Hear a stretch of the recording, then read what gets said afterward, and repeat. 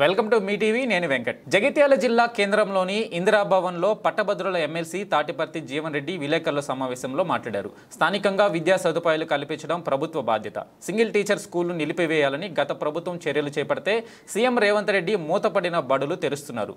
నిరుపేద విద్యార్థులకు పాఠశాల అందుబాటులో లేకపోవడంతో తుర్క కాశీనగర్లో పాఠశాల ఏర్పాటు కోసం స్థలాన్ని పరిశీలించినాం. ఉన్నతాధికారులతో మాట్లాడినాం. సానుకూలంగా స్పందించారు. పట్టణంలోని గోత్రాల కాలనీలో పాఠశాల లేకపోవడం తరూర్ క్యాంపుకు వెళ్లాల్సి వస్తుంది. యూపీఏ పాలనలో విద్యా హక్కు చట్టం అమల్లోకి తీసుకురావడంతో నిరుపేదలు చదువుకునేందుకు చర్యలు చేపట్టినాం.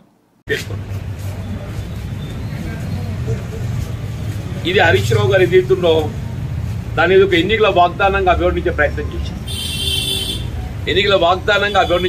చేసి ఒక స్థాయిలో మీరు అమలు చేస్తే రాజీనామా చేస్తారు కూడా అన్నారు. నేను చెప్తున్నాను హరీష్ రావు గారికి, నేను విజ్ఞప్తి చేస్తున్నా, మీ రాజీనామా పత్రం లేఖని ఏదైతుందో సిద్ధం చేసుకోండి. మీ రాజీనామా పత్రం ఏదైతే శాసనసభ సభ్యత్వానికి సిద్ధం చేసుకోండి.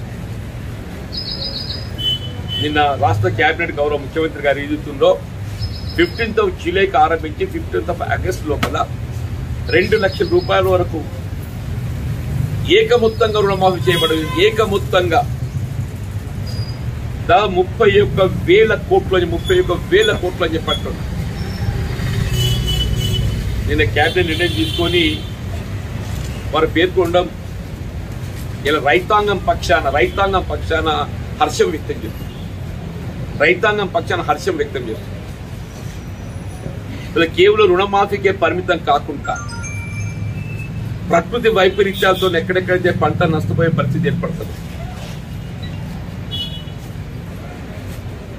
ఆ రైతాంగాన్ని పూర్తి స్థాయిలో పంట పరిహారం ఇప్పించబడే విధంగా ఇలా కేంద్ర ప్రభుత్వం అమలు చేసి తలపెట్టేటువంటి ఒక పంటల బీమా పథకం కేంద్ర ప్రభుత్వం కేవలం 25% మాత్రమే భరించి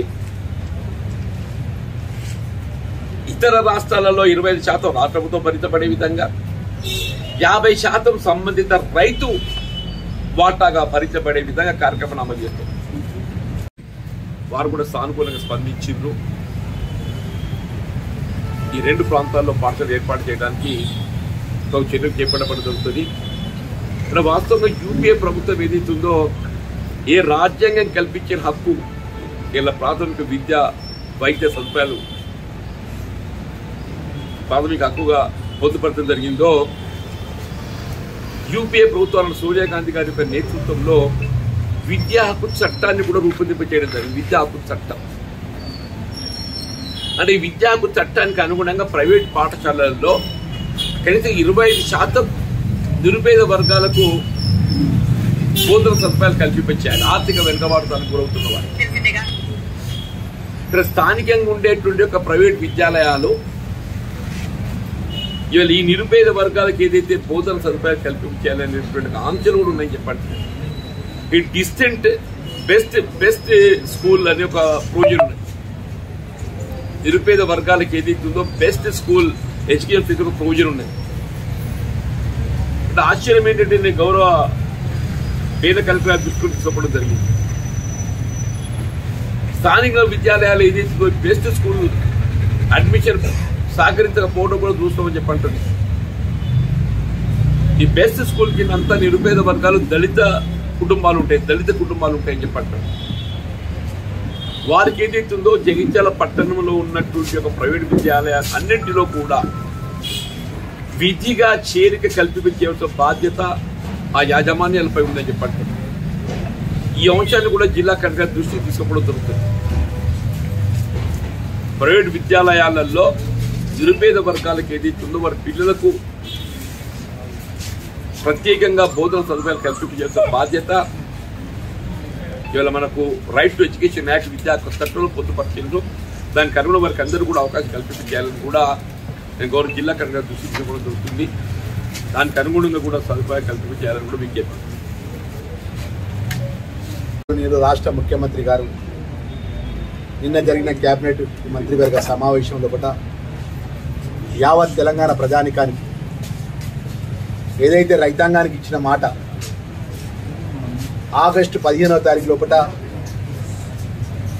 2 లక్షల రూపాయలు ఏకకాలం రుణమాఫీ యొక్క నిర్ణయాన్ని తీసుకుంటానని పెద్దల జిల్లా కాంగ్రెస్ పార్టీ, జగిత్యాల జిల్లా కాంగ్రెస్ పార్టీ, అదేవిధంగా పెద్దల జీవన్ రెడ్డి గారి ఆధ్వర్యంలో కూడా వారికి ప్రత్యేకంగా శుభాకాంక్షలు, ముఖ్యమంత్రికి అభినందనలు తెలియజేస్తున్నాము. జగిత్యాల జిల్లా రైతాంగం పక్షాన ఈరోజు ఏదైతే ఒక ముఖ్యమంత్రి హోదాలో పట్ల వారు ఇచ్చిన మాట 100% క్యాబినెట్లో పెట్టి మంత్రివర్గం యొక్క ఏకగ్రీవ తీర్మానంతో నిర్ణయం తీసుకొని సుమారు 31,000 రూపాయలు రుణమాఫీ ఈ భారతదేశంలో ఏ రాష్ట్రంలో ఏ ముఖ్యమంత్రి తీసుకున్నటువంటి చారిత్రాత్మకమైన నిర్ణయం తీసుకున్నారు. వారు రైతు చల్లగా ఉంటే రాజ్యం చల్లగా ఉంటుంది. రైతు అండగా ఈ కాంగ్రెస్ పార్టీ గౌరవనీయులు రాష్ట్ర ముఖ్యమంత్రి పెద్ద రేవంత్ రెడ్డి గారి నేతృత్వంలో పట రైతుకు అండగా ఉండే విధంగా ఈ నిర్ణయం తీసుకోవడం జరిగింది.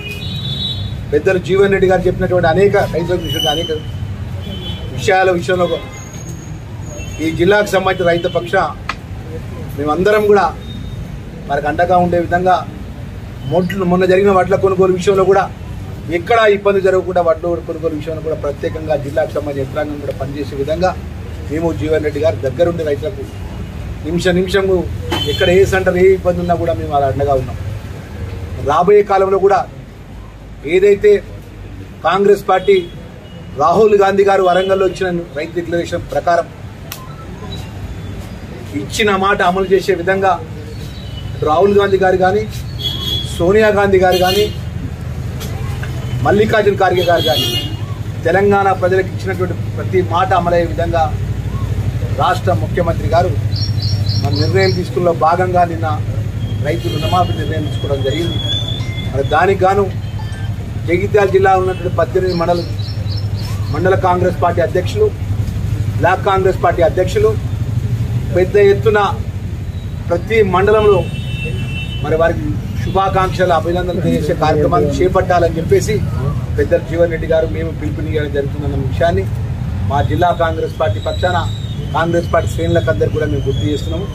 దయచేసి మా మిత్రులందరూ కూడా మనం ఏదైతే ఆపోజిషన్లో 10 సంవత్సరాలు రాజ్యం వెళ్ళినటువంటి టీఆర్ఎస్ పార్టీ వారు మేనిఫెస్టోలో పెట్టినటువంటి అంశాన్ని ఏది అమలు చేయకపోగా 10 సంవత్సరాల అధికారం ఉంది. మీ అందరికీ తెలుసు, పాత్రికేయ మిత్రులందరికీ ప్రతి మీటింగ్లో ఉద్యమకారుడిగా ఉన్న కేసీఆర్ ఒక మాట మాట్లాడతాడు, ఉద్యమం చేసేదంతా దళితులు బలహీన వర్గాలు. మరి దళితులు బలహీన వర్గాలకు తెలంగాణ వచ్చిన వెంటనే మొదటి ముఖ్యమంత్రిని దళితులు చేస్తా అన్నాడు. మేనిఫెస్టోలో పెట్టిండు ప్రతి ఒక్కరికి డబుల్ బెడ్రూమ్ ఇల్లు కట్టిస్తా అన్నాడు, పేదవాళ్ళకు 3 ఎకరాల భూమి ఇస్తా అన్నాడు. ఏ ఒక్కటి అమలు చేయలేదు. కానీ మేము వచ్చి 6 నెలలు 7 నెలల లోపట్నే మధ్యలో 2 నెలలు ఎలక్షన్ ఏదైతే కోడ్ ఉంది, మరి 2 నెలల లోపట్టే మా యొక్క కార్యక్రమాల విషయంలో పట్ట మరి 10 సంవత్సరాల అధికారం ఉన్నటువంటి హరీష్ రావు మాట్లాడతాడు, మరి కాంగ్రెస్ పార్టీ ఇచ్చిన గ్యారంటీ పథకాలు ఏమైనాయి, ఒకవేళ రుణమాఫీ చేస్తే నేను రాజీనామా చేస్తానని. నువ్వు కాదు రాజీనామా, నువ్వు రాజీనామా తయారుండు, నీ బాబార్తి కేటీఆర్ కూడా రాజీనామా పత్రం పట్టుకొని తయారు ఉండండి. అప్పుడు కాంగ్రెస్ పార్టీ రేపు పొద్దున ఆగస్టు 15వ తారీఖు లోపల పూర్తి రుణమాఫీ, ఏకకాలం లోపల రుణమాఫీ పూర్తి తెలంగాణ రైతాంగానికి రుణమాఫీ అయిన తెల్లారి 16వ తారీఖు పొద్దున నువ్వు రాజీనామా పత్రం ఇవ్వాలని చెప్పేసి హరీష్ రావు డిమాండ్ చేస్తున్నాం. ఎందుకంటే నువ్వు మాట్లాడేటప్పుడు నీకున్నటువంటి ఏదైతే మాట్లాడే చతురతతోని ప్రజల్ని అయోమయోగంగా, మానసికంగా ప్రజలను కన్ఫ్యూజ్ క్రియేట్ చేసే విధంగా నువ్వు మాట్లాడే చతురత ఏదైతే ఉన్నదో, నువ్వు ఇచ్చిన మాట నువ్వే చెప్పినావు, కాంగ్రెస్ పార్టీ రుణమాఫీ చేస్తే నేను రాజీనామా చేస్తాను, దానికి కట్టుబడి ఉండాలని చెప్పి జిల్లా కాంగ్రెస్ పార్టీ పక్షాన వారిని డిమాండ్ చేస్తున్నా. ముఖ్యంగా మన ఈరోజు గౌరవనీయులు రేవంత్ రెడ్డి గారు